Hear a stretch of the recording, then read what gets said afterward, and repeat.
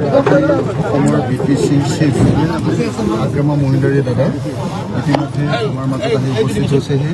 চাউলপুৰ পঞ্চায়তৰ অৰূপ কুমাৰ দে, আমাৰ বিধায়ক অৰূপ কুমাৰ দে, আগ্ৰামা মহিলাৰী দাদাক চবেই চিনিয়ে পায়।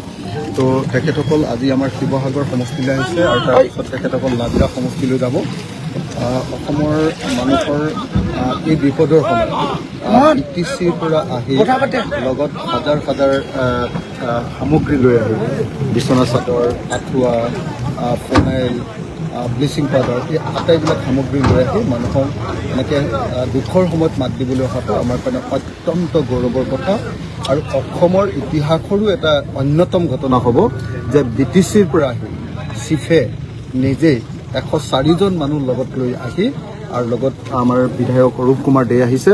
আটাইবিলাকে আহি আমাৰ ইয়াতে বান সাহায্য কৰিবলৈ আহিছে। তেখেতসকলে এতিয়া নাৱৰ জৰিয়তে আমাৰ চাউলকুৰা পঞ্চায়তৰ মলিয়াভেটা নামৰ SC যিখন গাঁও আছে, আমাৰ অনুসূচিত জাতিৰ যিখন গাঁও আছে, যিখন গাঁও এতিয়ালৈকে পুৰা পানীত ডুবি আছে, সেই গাঁৱৰ ৰাইজক খবৰ ল'বলৈ আহিছে।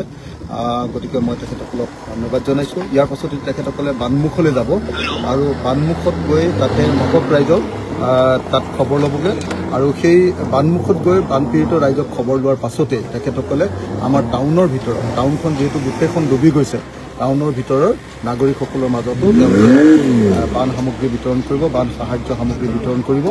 গতিকে মই আশা কৰোঁ যে এই কথাটো অত্যন্ত গুৰুত্বপূৰ্ণ কথাৰূপে অসমৰ ইতিহাসত চিহ্নিত হৈ ৰ'ব যে উজনি অসমৰ বিপদৰ সময়ত, শিৱসাগৰৰ মানুহৰ বিপদৰ সময়ত, চৰাইদেউৰ মানুহৰ বিপদৰ সময়ত আৰু যোৰহাটৰ মানুহৰ বিপদৰ সময়ত সুদূৰ BTCৰ পৰা আহি, কোকৰাঝাৰৰ পৰা আহি নিজে খাদ্য সামগ্ৰী লগত লৈ আহি, বিভিন্ন যাৱতীয় বস্তু বাহানিৰ লগত লৈ আহি এনেকৈ আমাক সহায় কৰিবলৈ তেখেত নিজে আহি সশৰীৰে উপস্থিত হৈছে। কোনখনত যাব ছাৰ?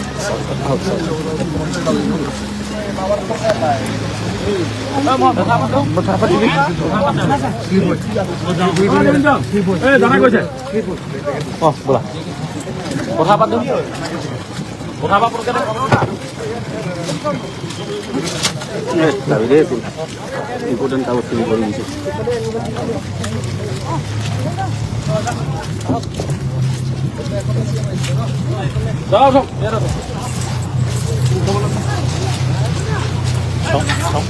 আমাৰ ইয়াতে সেই মেইন দুজন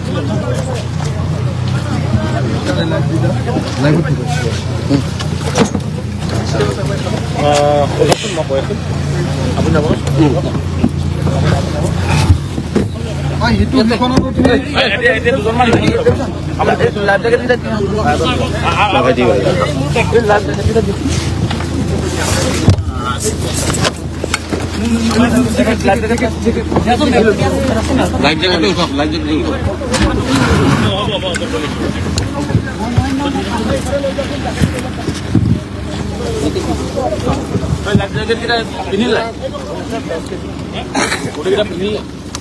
সাংবাদিকসকলক এখনত উঠাই ল।